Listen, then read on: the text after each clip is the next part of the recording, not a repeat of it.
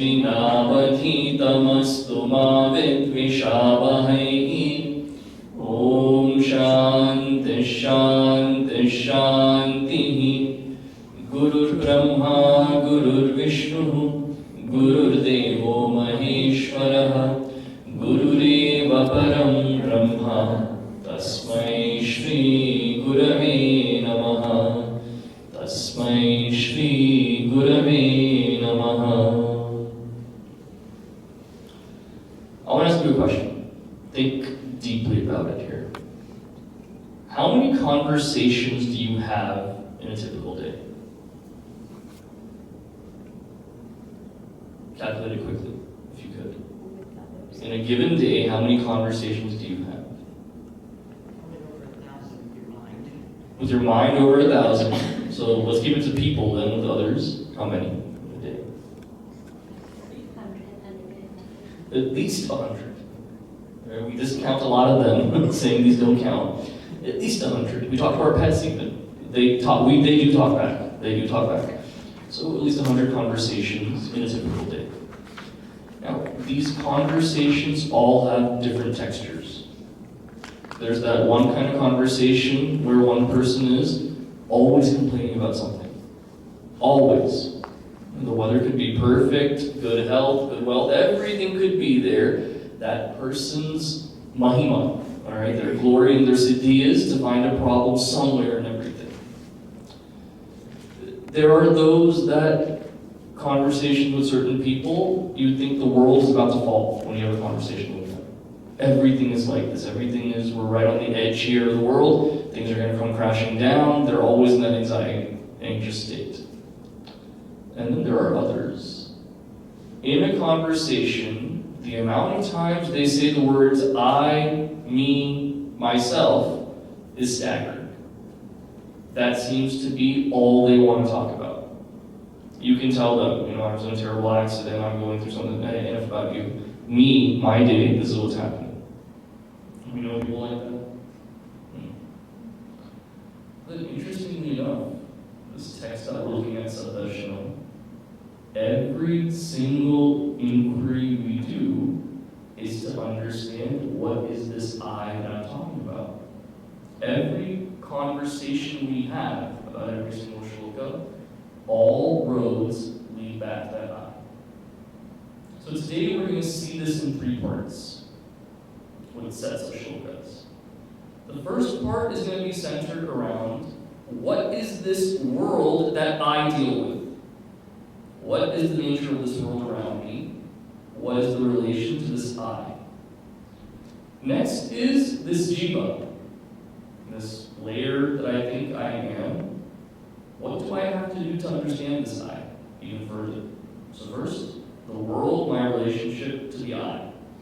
Second, then, we'll look at what do I have to do to understand that I. Finally, third part we'll get to today is once I get past understanding this world as unreal, what's left after that? That'll be our roadmap that we take today. So first, let's start. We'll lead and repeat the 7th shloka, then we'll get started. If you have the text, shloka number 7. Yat panchakoshatmakamasti deham Yat panchakoshatmakamasti deham Tadantara kim bhuvanam chakasti Tadantara kim bhuvanam chakasti Deham vina panchavidham tadetat Deham vina panchavidham tadetat Pashyanti keva bhuvanam bharantu Pashyanti keva bhuvanam bharantu Panchakoshatmakam asti deham. This body that I have is made up of 5 sheets, 5 different layers. The sword has a sheath that it goes into. It's the layer that protects it and protects others from it. Like that, I have 5 layers to my personality. This is how I interpret the world. This is my counter to the entire world. You go to like a Walmart or somewhere, to Kohl's, somewhere to return something you bought. You go to that customer counter there. Customer service is what they claim to do. You go there and you have different questions. Every department but that department knows the answers to the questions. But you can't go anywhere else, it just has to be with that one person that you liaise with. You ask, can this be returned? I don't know, let me check. Checks with the person. That person will be right behind them, but you can't go talk to them. It has to be just through this. Like that, there are very many layers to my personality. The one that I deal with to the world, the one that people see more readily, is this gross layer of my personality, Annamaya Kosha. Also called the food sheath. This layer subsists, persists, exists because of the food that I intake, keeps it nourished, keeps me alive. That is the most tangible layer I have to the outside world. Now, I call that as I say it. But is that truly what the I is? Think about it. When I have hurt a part of my body, even my verbiage, I say I broke my arm, or I have a rash. You say something like this. I broke my arm. Already, I'm saying this body is something different than I, aren't I? When I say it. That I am referred to must be something else. You look at the mental layer then. I can say I feel happy, I feel sad. But if I'm a bit more incisive, a bit more perceptive, I find myself saying, my mind is disturbed, or my mind is calm, or my mind is elated. The moment I say that, again, I'm separating I from something that I know, that mind. Even more of a subtle layer, the intellect, where I can't say, I've made this decision. But even then I can say, my intellect is shattered, my intellect is sharp. If you do something wrong in some families, they yell at you, right? When you make a really silly mistake, buddhi mein patta hai kya?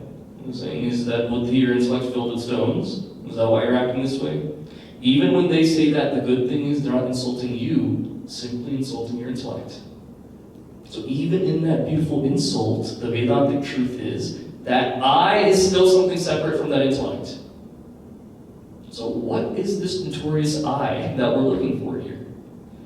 There's three different possibilities we can look at. So one entity we have to make clear in our understanding here is, there is that pure consciousness, that consciousness principle. When we say Sat, Chit, Ananda, the pure consciousness is that Chit. That has no action associated with it. Akarma. It's asanga, has no attachment to anything, and it's avikari. It goes through no changes at all. It's immutable. That's that pure consciousness. Within its very presence, any other type of knowledge is possible. Now, it's not like there are multiple pure consciousnesses. There's only one pure consciousness. Yet, each of you and I, even sometimes, have that spark of consciousness in us. That spark in me is different from the one in you. Or else we'd have the same thoughts all the time. Thank God we don't, right? Having different thoughts, different talents, that's how the world runs well. But then, each reflected consciousness in each different intellect is just that, reflected consciousness borrowed from that pure consciousness. So now we have to ask ourselves, when I say I, what am I referring to? Three possibilities. One is, for spiritually dull people, what do they say when they mean I? They mean it's that pure consciousness plus the reflected consciousness. So when they say, I feel sad, I feel happy, they may be thinking they're pointing at just themselves. This reflected consciousness in here. But this doesn't exist without that pure consciousness. Therefore, they're really referring to both without knowing it. With me so far? Both are there. Now, sometimes when I speak, I can refer only to the reflected consciousness. I am moving, I am going, I am having different thoughts like this. That refers only to that reflected consciousness. Because if you say the pure consciousness has going and movement, that's change right there. That is not the nature of that pure consciousness. If you say this pure consciousness has different thoughts, that's modification. Thought is simply a modification. That's also not possible. I must be referring to this reflected consciousness only. Now, when does the I change when I make a different statement? I can make other statements like, I am unattached, I am unchanging, I have no attachments. When I use this and say that, I'm talking about that pure consciousness. That's the I am referring to. Now, in our quest of looking at these various shlokas in this text, every single shloka will start at the level where I think I am this reflected consciousness, but through the process of vichara, that inquiry, I come to understand I am that pure consciousness. That is the goal, the sadhya, of every single shloka that we find here. Now the beauty is, there are so many different ways I can do this thinking to come to that conviction of what I truly is. So that's our first layer that we see. Now, for better or for worse, I often attach this word I to one of these layers of my personality, depending on how strongly I feel at that moment. If I'm very body conscious, that's all I care about, how I seem to the outer world. For me, I is purely that gross body. That's how I see I. And I see others the same way. Recently, there was a chick meaning a recent college graduate. She came to me and she said, I'm facing pressure from my family at all points of my life. I said, who isn't? But yeah, tell me what's going on. She said, first it was study hard, good college. I did that. Then it was have a good career. I did that. Now it's, where's the boy in your life? If I wanted to date when I was in high school and college, they freak out. The moment I graduated, it is, why aren't you married yet? When will you have kids? This kind of pressure. So I'm now looking for a boy. Congratulations, now it begins. And she said, then what kind of a boy do I look for? I said, you're talking to a Brahmachari, man. You're asking the wrong person here. I don't think in those terms. No, please, you tell me. What kind of a person do I look for? So I asked, what's important to you then? You can have a really handsome guy, but are you okay not having any intelligent conversation with him at all? Are you okay with that? She said, no.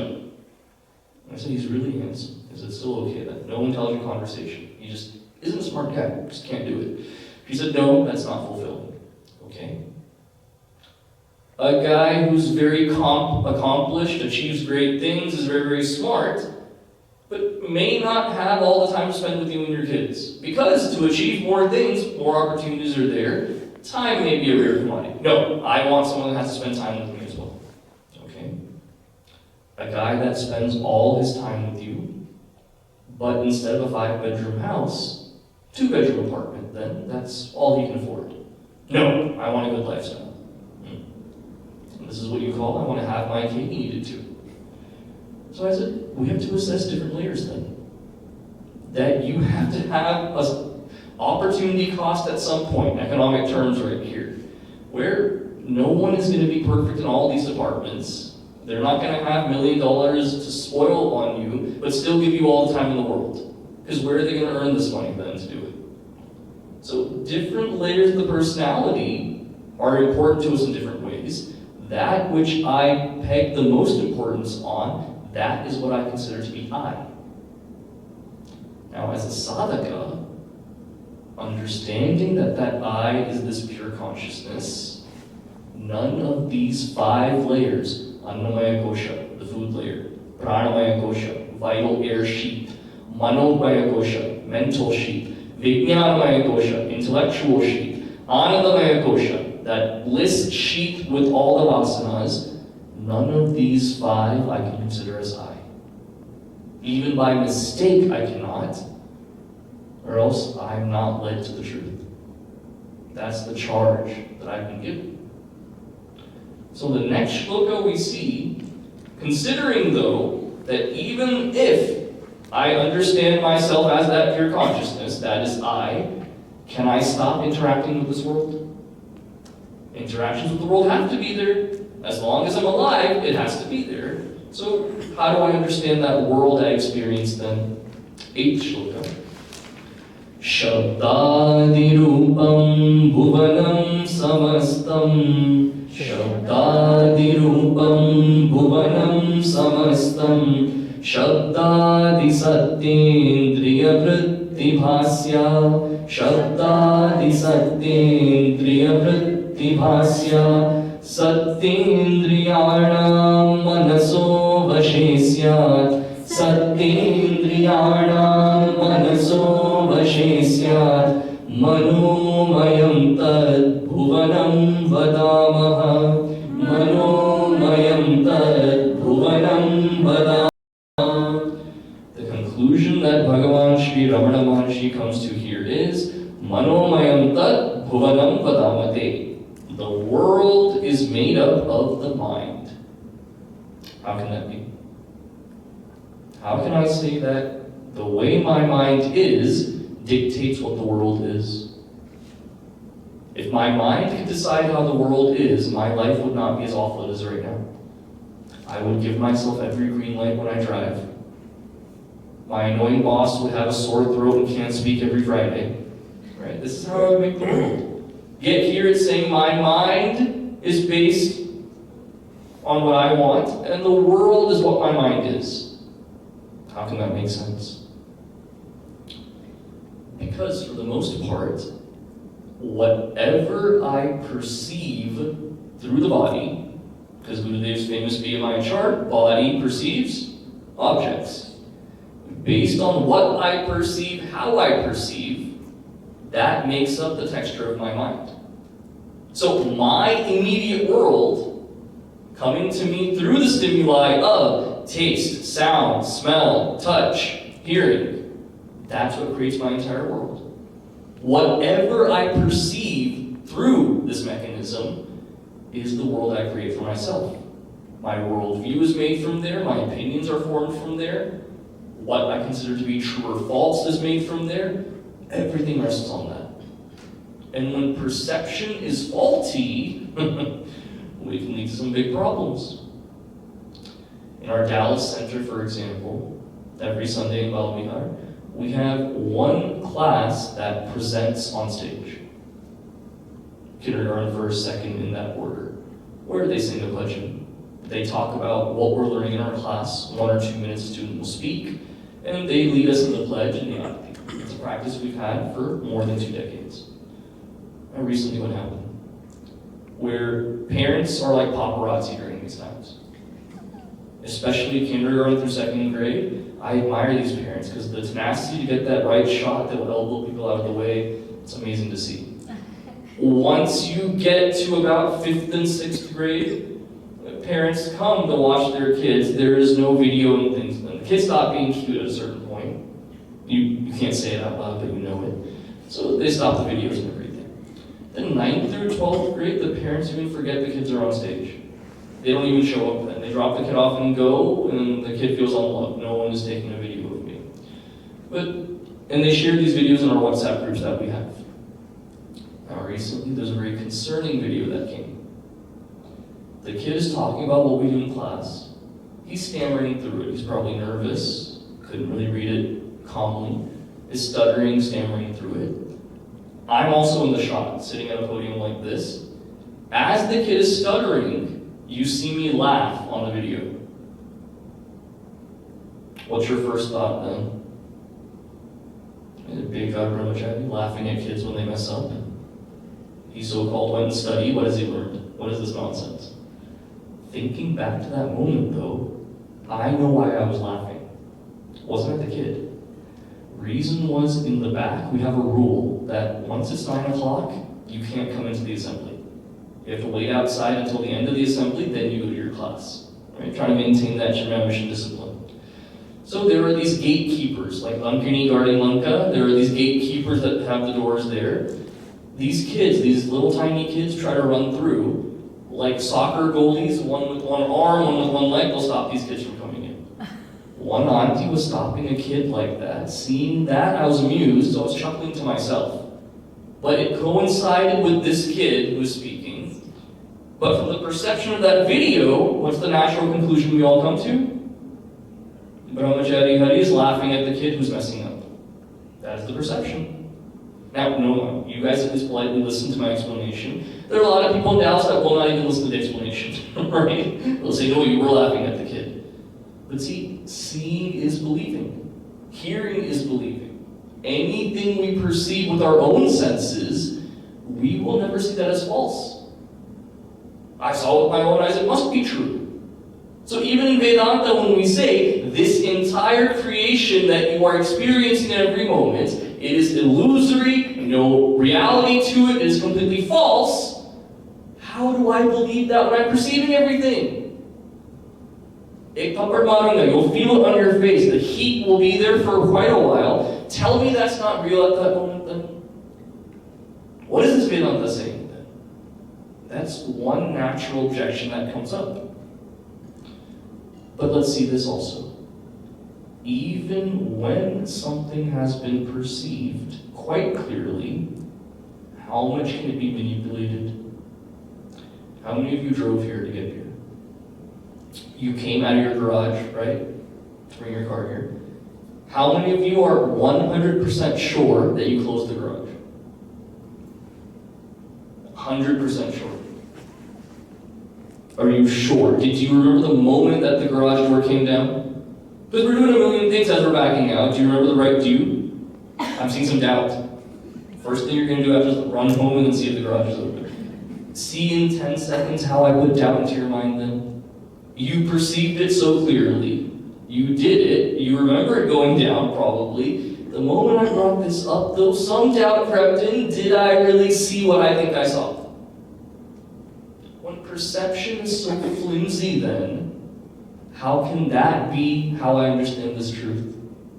It has to be something much deeper than that. So I can create my own world that way. And creating my world, it's like a play, for instance. Back in India in the older days, they have these theater troupes. They'd go from city to city, and they'd get a gaggle of villages together, and they'd watch the play on stage. So one man that my family knows was one of these part-time actors in these plays. Whenever the season is going on, he'd go around. He was a major actor, good roles and everything. But in one of the plays, he'd like a palace scene. The entire play is about a kingdom and how it runs. He plays a minister in this. First half of the play, he has a lot of dialogue, a lot of things going on. Second half of the play, his only job is to sit there, and whenever the king says something, Satyavacham. Satyavacham is his only role. So that day he was feeling tired. Okay, he'd done his role for the first half, didn't sleep well the night before, whatever it is, felt exhausted. Now in the world of the play, he has to sit there for the next half an hour until the play completes. Satyavacham, Satyavacham, that's it. The king is saying all things. What did he do? He understood this play is completely made up. The people sitting there don't know the world of the play. We created this world of the play. So after a while, prematurely, 30 minutes before the play is supposed to end, he stands up and he says, Maharaja, in character he does this. Maharaja, I must tend to an immediate matter. With your permission, I will leave this Mahasabha. And on the stage, the king can't say, no, that's not your line. He says, Ashya, you know? And then this guy ran away off the stage. So like that, I can make my own world with my mind like that. Just as in a play, it's static only in that environment, my entire world exists only in this mind right here. The world out there is completely different. My world is different from yours, is different from yours, is different from yours. So the mind entirely makes up this entire world. Again, we're trying to understand what is the world I experience, let's go further now to see what is the root of this inner instrument right here. Because in the 7th shloka we saw how does this perceive the plurality, this inner instrument. In the next 8th shloka we saw what is this plurality that is experienced, how, and then what is it, what is the world I experience.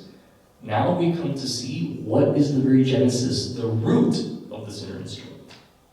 This will be the 9th shloka. Dhiya sahodeti dhiyastameti Dhiya sahodeti dhiyastameti Lokastatodhi pravibhasya eshaha Lokastatodhi pravibhasya eshaha Dhiloka janma kshayadhama purnam Dhiloka janma kshayadhama purnam Sadvastu janma kshayashunyamekam Sadvastu janma kshayashunyamekam. The conclusion we come to with this shloka is the entire world then that is created in this mind is illumined by this I thought. That's where it comes from. The entire creation is illumined by this I thought. Now, how are we to understand that? There's a famous Western philosopher, René Descartes. His famous statement is, I think, therefore I am. Is his famous statement. And the Western world has accepted this view as a truth. What does he mean by this? He's saying that without a spark of intelligence, there is no existence for a person. A person might as well be dead when there is no spark. There's simply a vegetable at that point. So he says, as long as I have this capability of thinking, with this inner instrument functioning, that is the indicator that tells me I am existing. I think, therefore I am. Vedanta says, buddy, you have it in the opposite direction. I am, therefore I think. Because this existence principle is there, because this consciousness principle is there, I have a scope to have this inner instrument work. And again, all roads lead back to I in our inquiry here. So when it comes to what is even that existence consciousness principle, that has to be I. That has to be that true, permanent identity that I have. But then one objection comes up. Buddy, you're saying that this pure consciousness is I, saying that I, the reflected consciousness, is an illusion. We're together on that so far? Saying that the reflected I is actually I is a delusion. Then who is the one enjoying this world? Because oftentimes in Puja Gurudev's works, we see so often non-doership and non-enjoyership.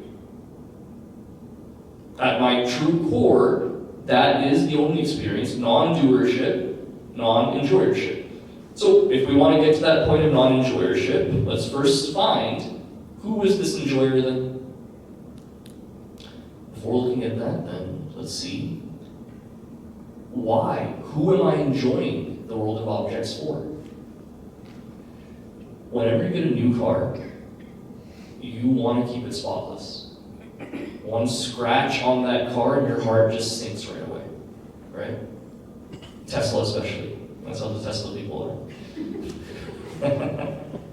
They want to keep that car pristine. Then you have that car for maybe 3 or 4 months, and your kid spills an apple juice in the back seat. If you did that the first week, you'd lose your mind. After a few months and he does it, yeah, you're still angry, but the bhava's not there for anger as much. That happened, whatever. You're backing out of your driveway one day, it kind of slips in the snow, and you hit the fence a little bit, dent in the back. This is after 6 months. It's okay. Pretty soon, after you've had that car for 10, 15 years, seats are stained with, all kinds of juices and food and everything like that. There are dents everywhere. The mirrors are cracked. Windshield has a crack right through there. It doesn't affect you though. You're fine over time. But then those first few months that you have the car, you shine it, you buff it every single weekend, put the car wax on it, really, give it the pampering that it needs.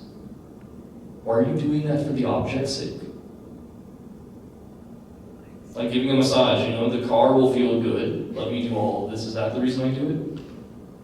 It's to make myself feel good. The object is playing a role in my happiness. I am the enjoyer. So we have to maintain that first part. We have to understand who's the enjoyer.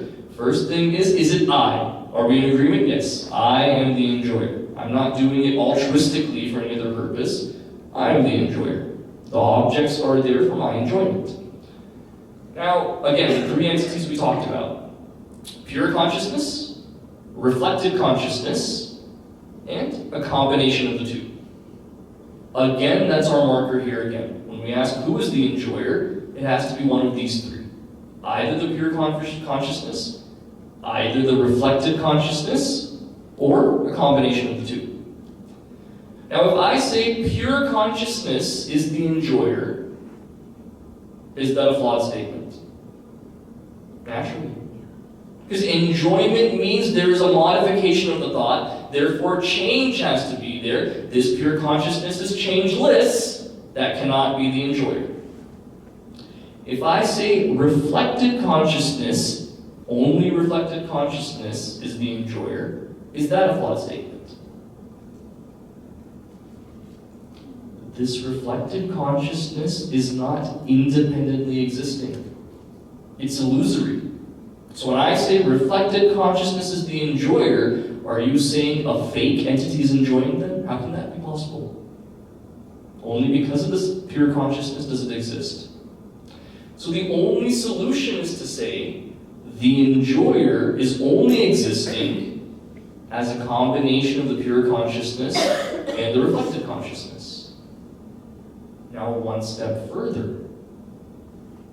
Realization, which we'll come to later today, is that understanding that I is that pure consciousness, not even a combination of pure consciousness and reflected consciousness. That is realization. So if I think I am the enjoyer with this combination, or any way I think I am the enjoyer, that is nothing but a fallacy.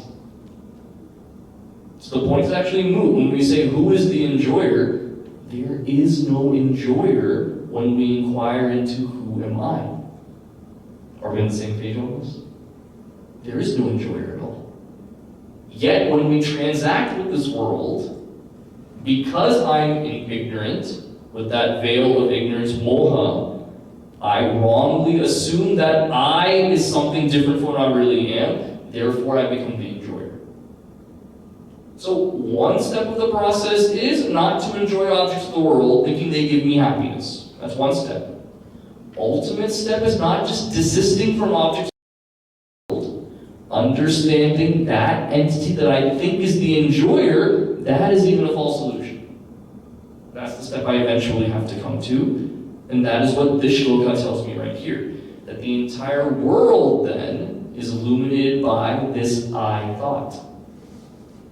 That even when I make an observation about something, that this room is warm, that's not all I'm saying.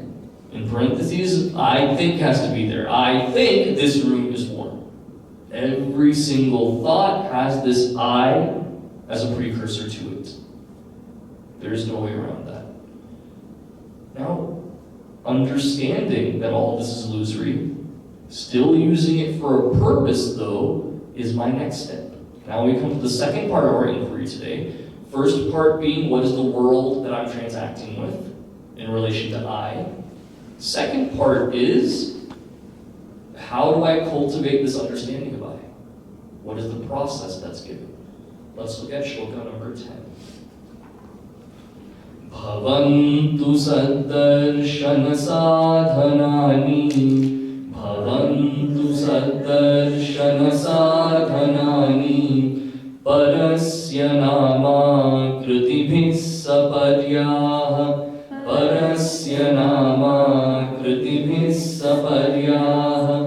Sadvastuni prapta tadatma bhava.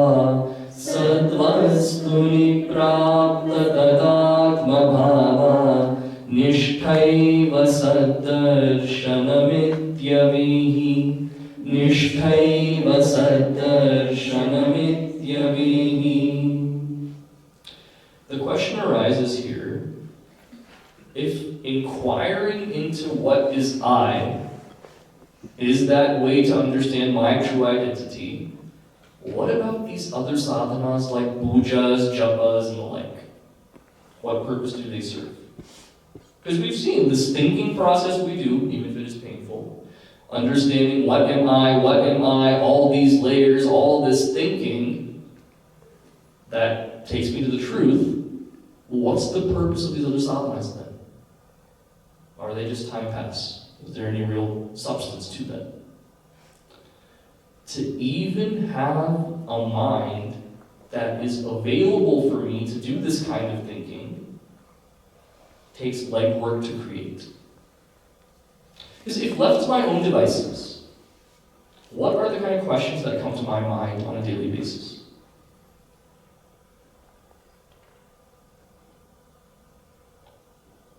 What kind of questions come to mind? How is this person going to treat me today? What is the future of my children? Economically, what is going to happen that affects me a certain way? How is the job market going if I want to switch jobs? Everything is in this transactional plane. Unless I'm forced to think about these kinds of matters, these questions naturally do not come to mind. Which is why even having the ability or opportunity to inquire into this kind of knowledge is a huge blessing. The fact that I'm able to sit here and joyfully reflect on this knowledge is a blessing because I have the means to do it. I'm not having to work 3 jobs a day to make ends meet. So even having that economic availability to do this kind of a vichara is nothing but blessings from that divine. So, having that mind be optimal to even inquire requires a lot of, I won't say luck, but a lot of good fortune coming my way. Why? Because a mind that is available for this kind of thinking has to surpass 3 barriers. What are the problems I face with my thoughts and my intellect? Quantity of thoughts, quality of thoughts, direction of the flow of my thoughts. Quantity of thoughts. When I want to think about something serious, want to deliberate, want to make some decisions, it feels like my mind is empty, no thoughts come to mind at that time. When it's midnight, I lay down to go to sleep and I want to clear this mind, every useless thought in the world, every anxiety comes in right at that moment. That's the sad truth. So quantity of thoughts is an issue. Quality of thoughts.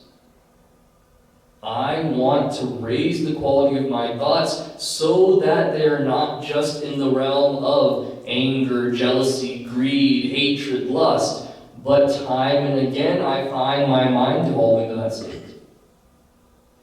I don't want it to, but the moment I am triggered by some external influence, I delve into those thoughts. And the funny thing is, if I'm working on something collaborative, something where different ideas are needed, like a mission setting, for example, when we're volunteering. If I don't like a person, even if they give a good idea, I'm going to reject it because I don't like the person. If there's someone I'm attached to, they could give the dumbest idea possible, I will support that because I like that person. Quality of thoughts, that's what leads me to do that. I don't see things the way they are, I put my rose-colored glasses on them, and I find myself with the bad quality of thoughts. So quantity, quality, then direction of thoughts. There was this ad that was there years ago for a search engine called Bing. They tried to compete with Google, but no one competes with Google, So their ad was hilarious in that it would be 2 people having lunch, and they're saying, I'm enjoying my pasta. The next guy says, pasta was invented in Italy. And goes back to the first guy who says Italy is in Europe. The other guy says Europe is one of the 7 continents. It goes like that, back and forth. The meaning of that ad is whatever a conversation takes you to, whatever knowledge you need, Bing suggests all these different things. The direction of my thoughts is the same way. If I want to keep my thoughts focused on one stream of thought, random thoughts are there and I go in all different directions. Any kind of stimuli, any kind of word come into my mind, a previous memory, whatever it is, my mind goes in these random directions.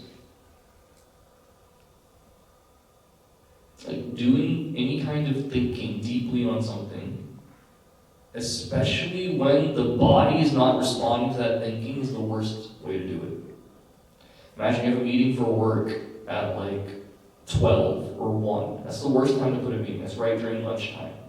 And you're trying to go through the meeting, giving your updates, speaking to your boss, everything. Meanwhile, smell of food from the kitchen, or someone next to you has their lunch. You're completely, there's no way of thinking. On the flip side, imagine Madhya Pradesh is completely full now. You had a nice lunch.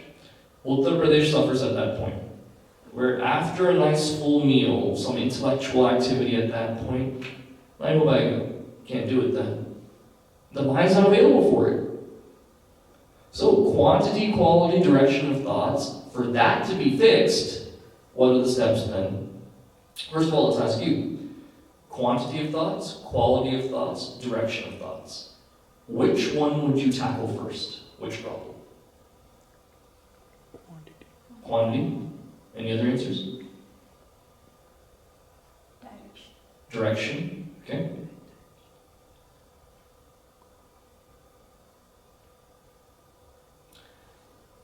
Oftentimes they build dams to regulate how water flows.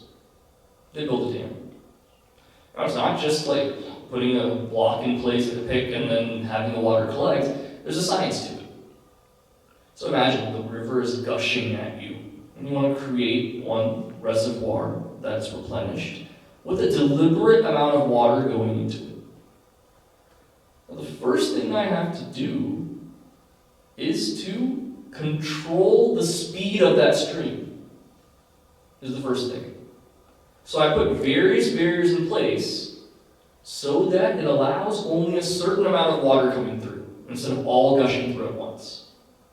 So once I have less water to deal with at one time, next stage then is to filter out that part that is unnecessary. Because the river carries lots of sediment with it, rocks, fish, all of these things. Filter that part out. There's one more mechanism then that filters out the water so the clean water comes out. And then whatever water is left, I divert it in the right direction to fill the reservoir. That's a scientific process the engineers go through. Now imagine doing that with my mind then. First layer being all the multitude of thoughts that I face, minimizing the number of thoughts so that I have less to deal with. That's the first stage. After that, just as I purify that water, work on quality control now. Working on the quality of thoughts so that they're heightened, elevated. Now with this mind that has fewer thoughts of good quality, channelizing those thoughts to some productive inquiry, that's my next stage. Now, anyway, this sounds great when you're saying it. How is it actually done? This is where the sadhanas come in then. Japa does what? Japa is repeating the name of Bhagavan over and over again. This reduces the number of thoughts that I have because my mind is no longer wandering. And when this abhyasa, practice, is done repeatedly, I find that even in stressful situations, my mind does not have a deluge of thoughts gushing in. I'm able to stay relatively calm and think through. Only necessary thoughts arise. So japa takes care of the quantity of thoughts. Then we talk about other sadhanas and upasanas, worship of that Bhagavan. This kind of bhakti helps with the quality of thoughts. That it's not the random stimuli of film song and nonsense in my mind that keeps on a track. It's that when I have this prayerful attitude towards Bhagavan constantly in my mind, quality of my thoughts is also elevated. So quantity and quality. Now with this setup completely taken care of, where my mind is available to me because less thoughts are there, because the quality has also been elevated, next step is, can I do this inquiry on one particular stream of thought without getting distracted? That's what this whole process is. So when people say, inquiry is the main thing I have to do, why all this puja japa, why all these sadhanas, they each play their role sequentially in making my mind optimal then. And this has to be done in small doses. It can't be that I sit down one weekend, 1,008 malas that I do, boom, mind is purified, bring on the inquiry. It does not work that way. It's like people that go to the gym for the first time. They see all that equipment, and then they go crazy. They want to do the bicep machine, then they go do tricep, then all the back pull down, then the quad raises. I never do any of these, I just know the names of them. Don't be so impressed. They do all of these things, and the next day do they go to the gym again? What, going to the gym? The next day do they get out of bed at all? The body is completely sore. Even for the bodybuilders that work out, they have a mechanism, a way of doing this as not to burn out the body. There's a science behind it, that on a day where you do a pull exercise, you only do pull, you don't do pushes on that day. That's why, say, day one, they'll do chest and triceps. Those are both push movements that you do. The next day will be back and biceps. Back is a pull down, biceps is a pull up. And then you don't skip leg day, okay? If you skip leg day, you end up looking like Shatrughan Sinha, where your upper body is, awesome arms and chest and everything, and your legs look like this, so they only shoot you from the waist up. Can't neglect any part. Like that working out, this inquiry process is the same way.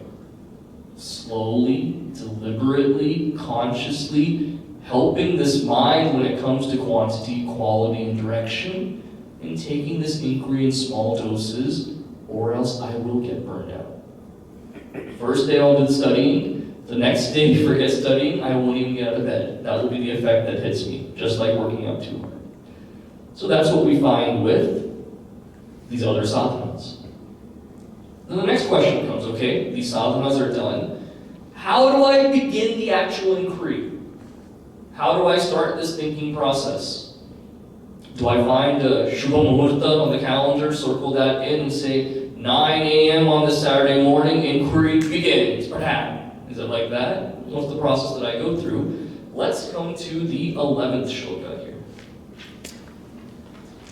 Dvandvani sarvarnyakhilas triputyaha Dvandvani sarvarnyakhilas triputyaha Kinchit samashritya vibhanti vastu Kinchit samashritya vibhanti vastu Tanmargane syat kalitam samastam Tanmargane syat kalitam samastam Na pashyatam sat chalanam kadapi Na pashyatam sat chalanam kadapi Dvandvani sarvani akhilaha triputyaha Dvandvani, dualities that we find, pairs of opposites. Triputyaha, triads that exist. When it comes to pairs of opposites, we feel some very perceptively through the body. Hot and cold, low and high, these kinds of things. Now, there's some that are more subtle, where we inquire, why do these dualities exist? Dualities and pairs of opposites are completely relative to each other. That's why they exist. The reason why we can label someone with a particular lakshana is because we have something else to compare them to. Imagine you have a student that you're teaching. one-on-one tutoring. Can you tell me if that kid is smart or not smart from tutoring you? Maybe. But if a second student comes in, doesn't it become far easier to label the student as smart or not smart? Because there's a comparison you can make. The reason why we say there are smart people in the world is because there are not smart people in the world as well. The reason why we say there are beautiful people in the world is because, I'll stop there, I won't go finishing that sentence, but the truth is there are not so beautiful people out there, that's why we can say this person is beautiful. So dualities exist because simply everything is relative. Now, every shloka we look at here has to go back to I, that understanding of I. What does I have to do with these pairs of opposites out there? These pairs of opposites that are there have to have some kind of basis, some kind of middle line right here. For those of you with a chemistry background, we have those that are basic, right, on the pH scale, and the other side is the acidic. Water is like 7, so smack dab in a little bit middle, not basic or acidic. And if you want to neutralize one or the other, you give its antidote is usually something on the other end of the scale there, right? Basic and acidic.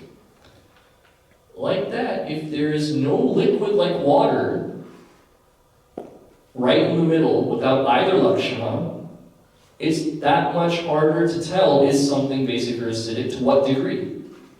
That water being right in the middle helps us assess to what degree is the lakshana of the other liquid. Like that basis that I find that gives rise to any kind of duality is simply this I.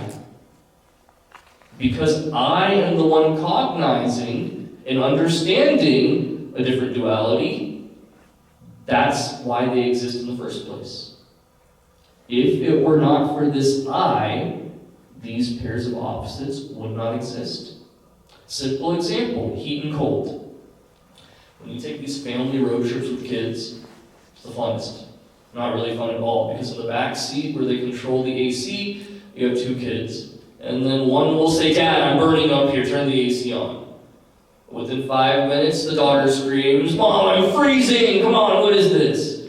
Like that, they're extremes completely. There's no, I'm a little hot, I'm a little cold. We go straight to either I'm facing heat stroke or I'm facing frostbite, right? That's how we like to see it when we're kids. So, because that I is there, I am feeling, that's when these dualities exist. I am thinking that I make these differences exist. So what is the way to inquire them? The way of beginning this inquiry is not to be carried away by these various dualities, not going into them so much, but understanding what is the basis behind everything. And if we take a closer look, we find every one of these dualities only exists in this changing, permanent world. Furthermore, they only exist in my mind as well. I've put these labels on things. The world didn't come with these kinds of labels. I've done that myself with my mind. So these strange combinations of opposites that are there, the only reason they express is because I give them that scope to express. Now, why is duality taken up first? Pairs of opposites. If we look at our system, from the very beginning of how action is performed, first starts with a desire in the mind. Result of some vasana, impression that is expressing itself in the buddhi. Now from that desire, it goes to a course of action. Desire to perform some kind of action to get what I want, to act on that desire. After that action is done, it's done either in accordance with dharma or in accordance with adharma. Based on which route I take, I either get punya or papa because of it. Based on that punya or papa, I either have a stronger desire because I got what I wanted, or I have a stronger aversion running away from what I don't want. Likes and dislikes get stronger and stronger. Now let's go backwards in this process then. Likes and dislikes are strengthened. Before that, what happened?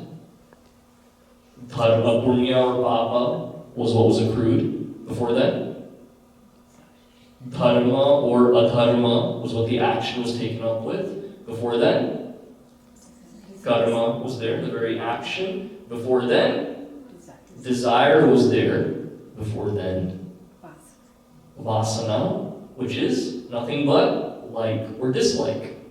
It's one big cycle that I find myself in. So who is this culprit here that's making this whole hamster wheel go around? We can say it's desire, but really, looking deeper, like and dislike is that main culprit then. That's what's strengthened at the end of the journey. That's what starts the very journey of desire as well. Now, likes and dislikes are predicated totally on this world of duality.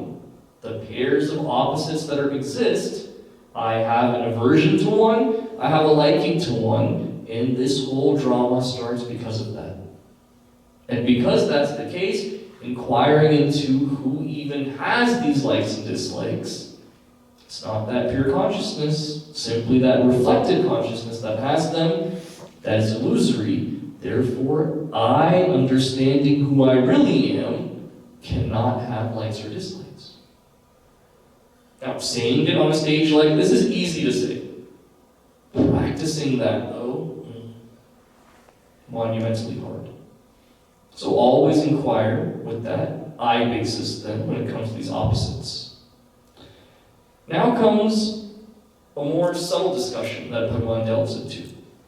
We saw pairs of opposites.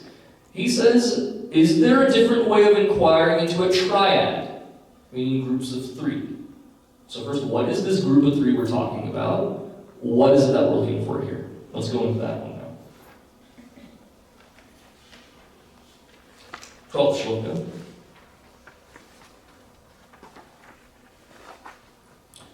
Vidya katham bhati na cheta vidya. Vidya katham bhati na cheta vidya.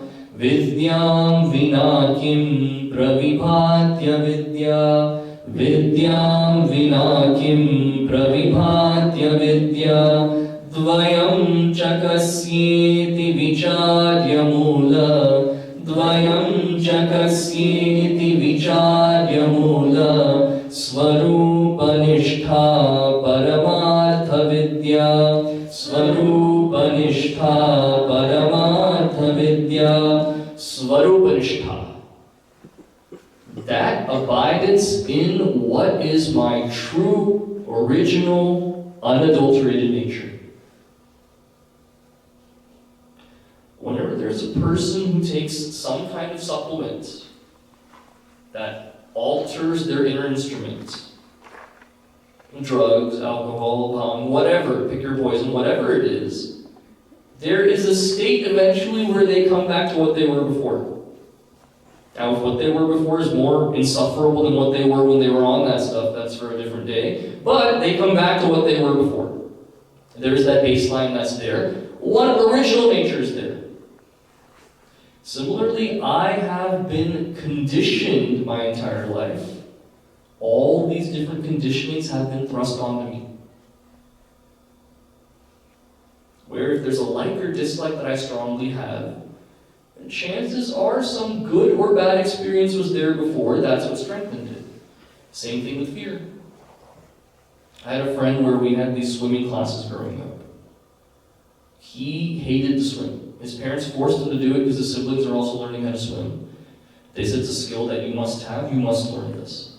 He was deathly afraid. If he couldn't stand in the water, he was afraid of it. So I said, okay, why is this the case?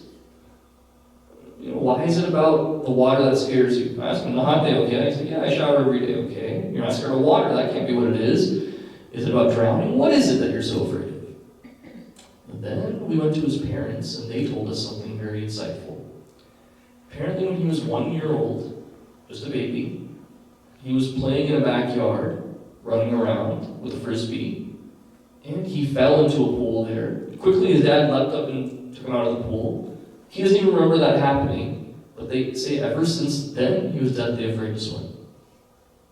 Meaning, even when I don't remember something that has happened, that impression that causes that fear or aversion can strongly be there in my personality. And to unlearn that conditioning, that takes a huge effort. So again, seeing that all of these pairs of opposites that are there, stemming from likes and dislikes, it's not simply a like or dislike that's been formed in this janma. It can be in the immediate past in this lifetime, remote past in a previous lifetime as well. Which is why, like many have pointed out, without this law of rebirth fully understood and accepted, a lot of our Vedantic truths do not make sense. Verily has to be accepted. So what we glean from this shloka here, what's really special to see is that the nature of how to conduct this inquiry comes from understanding things as they are. Not through my likes and dislikes, understanding the dualities as they are presented. From there, seeing what is that relationship to I. Always goes to what is that relationship with I. Now, so far, our discussion is centered around the world for the most part. How I perceive this world has been given. But do I know who is perceiving? We haven't touched that yet. This is what we'll go to now at this point. 13th shloka. Bodharamatmanamajanado yaha Bodharamatmanamajanado yaha Bodhassa kim syat paramartha bodhaha Bodhassa kim syat paramartha bodhaha Bodhasya bodhyasya cha samshrayam swam Bodhasya bodhyasya cha samshrayam swam Vijanatastad vidiyam vinashyet Vijanatastad vidiyam vinashyet. Bodhasya, bodhyasya, through separate words here. Bodhasya means of knowledge. Bodhasya means of the object to be known. Two separate entities here. Three, we can make it out to be. In anything I seek to know, there's the object that should be known. There is the knower who is knowing that object. And there is that knowing, that knowledge transfer that is taking place through that perception. Now, how does this relate to the concept of I then? So we want to know who is the person knowing? What are they knowing? When it comes to any other technology in the world, besides this Vedantic knowledge, it is all completely objective, object-based. There is something external to be known, with certain kinds of a descriptive form to it. And using what that form is, I make more assumptions, and that's how knowledge occurs. Even in the most abstract of ideas, like abstract math or creating something from nothing, it still starts with that perception, building up from there. Now, knowing something doesn't make me become that thing. Tonight I study about cats, tomorrow I wake up, meow, I'm a cat. It doesn't work that way. I don't just become the thing because I know it. Vedanta is different in what is the object of knowledge here is actually the subject. Therefore, when I know what that object is, I become that. That is what Saddarśana is. I become what that object of knowledge is. What do we mean by that? Where the truth that I'm studying about is that substratum, that Brahman that has no lakshana, that Brahman that has no taint upon it, that Brahman which is the supreme reality from which all creation springs forth, that Brahman that is actionless, unattached, all of these different lakshanas. What's given in the Upanishad, Taittiriya Upanishad? Sarvamidam noti param. That once I know what that is, then I become that thing. What are the steps in that process? We went through the stages of purifying this inner instrument. Quantity of thoughts is decreased. Quality of thoughts is increased. Direction of these thoughts is optimal, fit for this kind of vijaya. The inner instrument has been purified. From that point, doing this inquiry, understanding this knowledge doubtlessly, that veil of ignorance has been lifted. And the whole time, what I've been seeing as this is that Brahman, this is that ultimate reality, ultimately the understanding becomes, I am that ultimate reality. Therefore, unlike any other object, here, even though it's something that is remote to me, as I'm studying it, I'm only studying about what I really am. My own identity is what I'm studying. So once that moha is lifted, is there a knower, knowledge, and the object to be known? Are they separate at this point then? There's only one. That knower equals what is known. That knowledge is also only that. This triad that we have of knower, knowing, known completely evaporates then. There is no more separation at all. Why is this very important to see? Because one siddhanta, one law is, anything that has parts to it decays. There's nothing that has parts to it that is permanent, whether it's this human body or anything in this creation. So one lakshana given about that supreme reality is that it's partless completely. So if we're saying that even after knowing this knowledge, the knower is separate from the knowing, is separate from the object of knowledge, there are still parts existing, therefore I am not a permanent entity at that point. So you see how everything is so thoroughly analyzed by Bhagavan Ramana Maharshi here? Nothing is left up to interpretation to be there an objection, saying that, oh, parts still exist. This entire triad is not dealing with it that he's giving. He's saying when you understand what the real I is, this triad effectively ceases to exist at that point.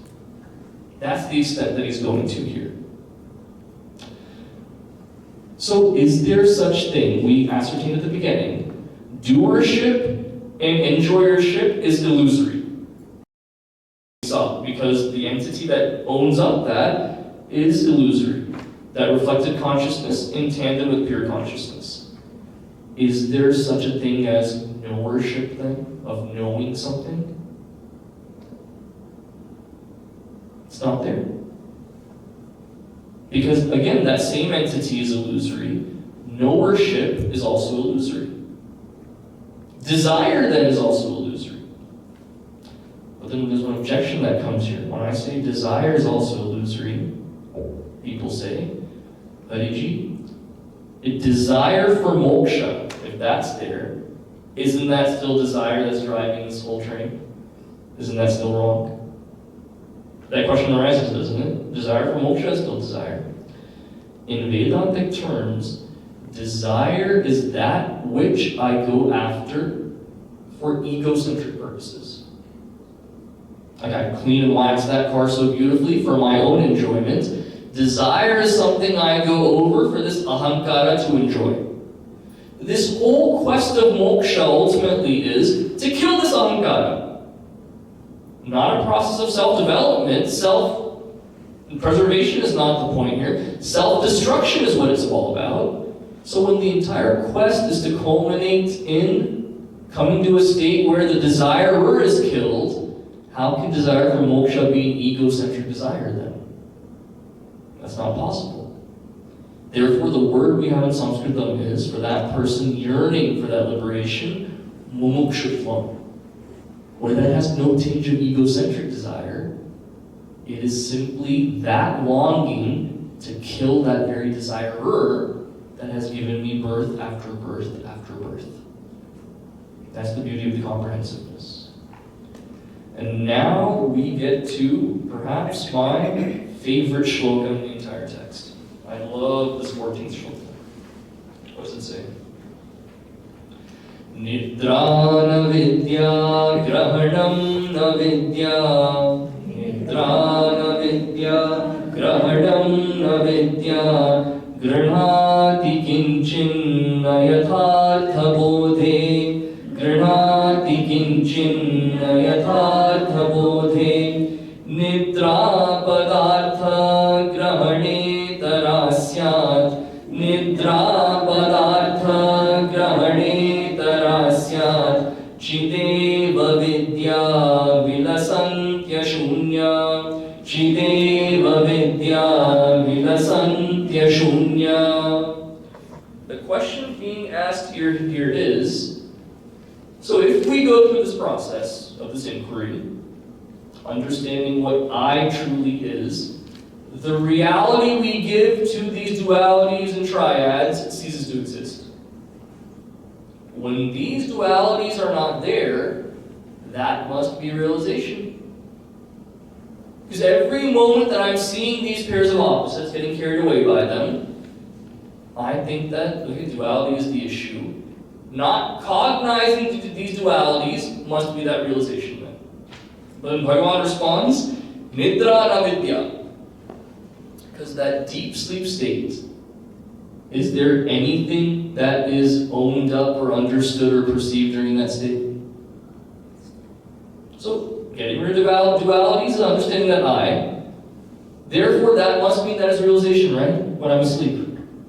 And then I wake up, I'm ignorant again, and then I sleep, and then I'm happier again. Could that be the case? It sounds logical. So if we press that a little further, and we say, no, knowledge of that Supreme has to be there. Simply getting rid of dualities from my understanding is not the full process. Understanding what that Supreme Reality also has to be there. So then what can the student say? Okay, this must be a combination then. Realization equals that sleep state when there's no duality, plus the knowledge that has to be there. So how does the Guru respond to that?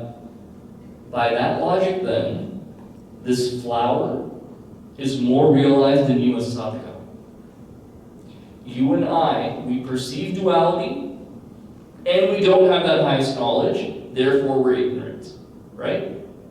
This flower right here doesn't have this highest knowledge. It also does not perceive duality, therefore it's more on the process of realization than I am.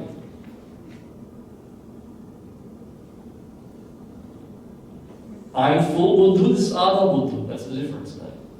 It half only knows things because it doesn't perceive any duality. Then the student sees, I see your point then. Simply getting rid of perception of duality does not have anything to do with realization.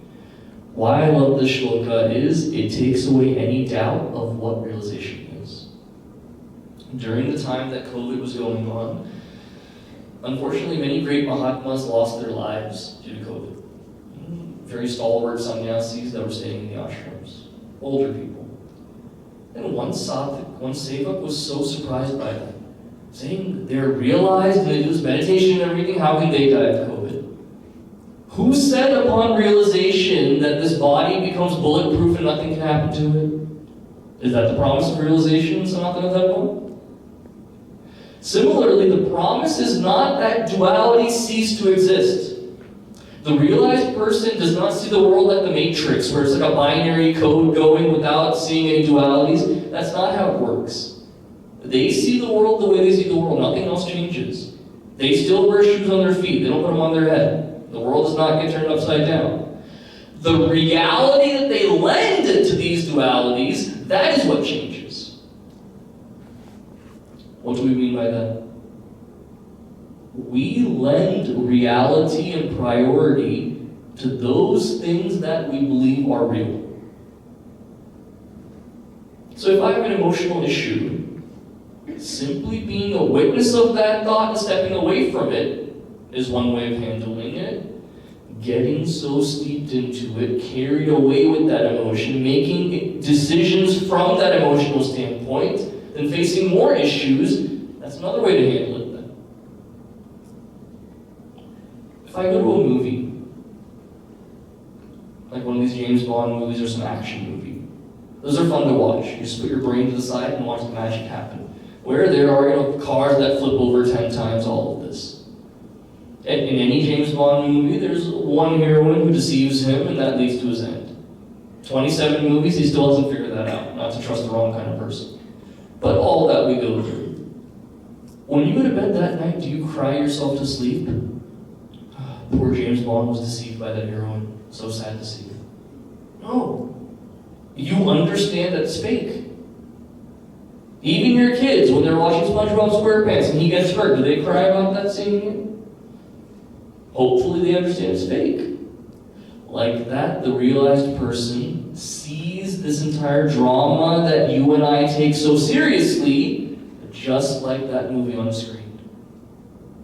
Where whatever happens, even if I am praised or I am censured, I am simply an actor in all of this. The real I is completely unattached. There is no experience that real I goes through. Therefore, why get carried away with this world? That is the attitude realization brings. Nothing more mystical than that. So it's not that these dualities cease to exist. Oh, they are perceived for sure. The reality that is lent to them is not there, based on whether I am realized or not. Now, one other interesting thing to see here is this person sees the knowledge as it is, not through any kind of wishful thinking or rose-colored glasses. They see the knowledge as it is. In one of his Upanishad Bhashyas, Bhagavan Shankaracharya gives a beautiful definition of intelligence. He says intelligence has 3 parts to it. The right knowledge coming at the right time, seeing things as they are, and number 3, recognizing patterns. Let's go through each of these. First part, right knowledge coming at the right time. If you go back to your school days where we had to take exams, multiple choice is the easiest type. Because if you narrow it down to 2 of them, there's a 50% chance you'll get it right. If it's free response, for some people that's easier, for some people it's harder.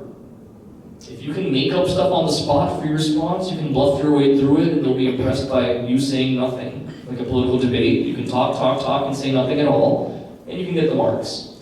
Or, if you don't have that skill, you're out of luck then. Now imagine on this free response exam, you answer all the questions, there's 1 question left. You know where this question is in your notes. You know where you wrote the answer. What that answer is, for the life of you, you cannot bring it to your mind. So you sit there for 10 minutes, 20 minutes, 30 minutes. Other people have completely left the place, and the one proctor who's giving the exam is glaring at you. He's missing his lunch because you're still taking the stupid exam. So, at your wit's end, you can't remember it, you just write something random, you go and you turn it in. Now, if the answer doesn't come to you, you forget about that, you go with your day, you're fine. Now imagine you turn in the exam with the answer that you know is wrong. You walk out of the exam room. The moment you walk out, the right answer hits you at that moment. How would you feel? You feel like punching a wall. And you can't go back and do anything. So right knowledge, did it come? Yes. At the right time? No, that's what the issue is. What's the use of this knowledge if it does not come at the right time? That's the first part of intelligence. Second is seeing things the way they are. Not with any kind of the way I want to see it. There was a doctor that would come to see us at the Sandipani course every now and then. As people would fall sick, the doctor would come to check in. One student early on in the course, after a few months, had the complaint of, I'm having headaches. Now imagine, for the first time in a long time, they're going through studying, reading lots of books with tiny, tiny print on it. and they develop a headache. Those of you who are non-doctors, the lay people, mango people, what would you think is the reason for that headache? Number change right? As basic as that. This doctor said it could be a brain tumor. She sent her to the hospital to get a CT scan. This Brahmachari was like worried sick. It turned out to be a number change for the glasses. And I saw how much pain that girl went through. The next time I saw the doctor, I took her aside. Hey, let's have a chat, you and me. What is wrong with you? And she said, what do you mean? I said, this girl said she had a headache. You instantly thought brain tumors in the hospital. What kind of negligence is this? In my country, you can sue for this kind of stuff. And she said, I'm a neurosurgeon, so I think in that way. I said, okay, so I trip and I break my ankle. Would you say tripping was caused by some neurosensor problem? You sent me to the doctor for that then? Or would you treat my ankle? See, seeing the things the way we want to see them, because of previous experience, not seeing things the way they are can cause so much trouble. Lack of intelligence is what that is. So knowledge, right time. Seeing things the way they are, next step is what? Recognizing patterns.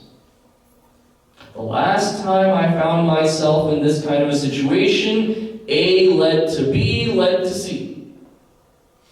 This time in the same situation, A has happened, B has happened just like last time. If I cannot predict C happening and it hits me and I'm so surprised, lack of intelligence.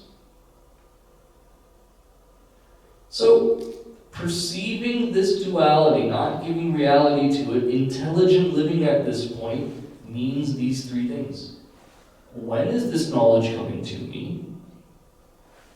Is it seeing things the way they are without my own masala added to the perception? And then do I recognize the patterns that this life takes? If these three things don't come from my inquiry, what use is having this knowledge and everything? Basic intelligence will not come. So for that reason, that is what's to be cultivated through this kind of inquiry process as well. So with that, we will end for today. Again, the three stages we took in today's talk was, first, what is this world that I'm dealing with? What is that world's relation to I? Through that process, I understand what the real I is. Second is, what is the world that I'm dealing with? And how is it that I understand how to purify myself to enter into this inquiry? Understanding the world is the way it is. How does understanding that I help me in this quest for inquiry? Third part is, the fruits of this inquiry is realization. What does that have to do with this duality and triad I experience? Knower, knowing, object known, all these pairs of opposites. What happens to them? Well, when it's a triad of knowing, knower, known, that dissolves completely upon this realization. When it comes to dualities, they still persist and are perceived. The reality I give them is no longer there. And tomorrow we get into a plethora of more interesting shlokas as well. So with that, let's meet tomorrow. Om Purnamadav Purnamidam Purnat Purnamudachyate Purnasya Purnamadaya